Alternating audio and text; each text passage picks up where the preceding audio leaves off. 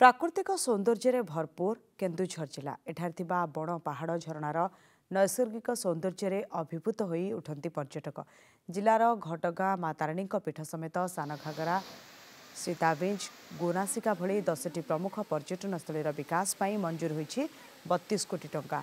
एठारे प्राथमिक भित्तिभूमिर विकास सह कटेज पार्किंग शिशु उद्यान पानीय जल आदि उन्नतीकरण करा जिला को अधिक पर्यटकों आगमन होगा सह स्थानीय लोकों आर्थिक विकास भी होबो बोली आशा रही।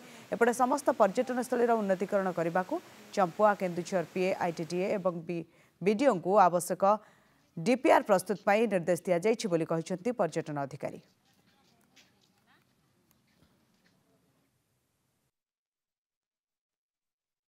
आमर जलप्रपात अच्छी वाटरफल टी अच्छी आज्ञा बहुत मनमुग्धकर यही परिवेश आपण ओडिशार कौन भी जगार पाइबेनी। यही केन्दुझर जिले में देखु सान घागरा अच्छी बड़ घागरा खंडाधार जलप्रपात अच्छी गौनासिका अच्छी सबू जगह को बुलिया को आम जीवु। जगह प्रति जो सरकार आखिलोचन को आसी जगार उन्नति भी हम उन्नति होगा संगे संगे ये पाखपाख लोकंर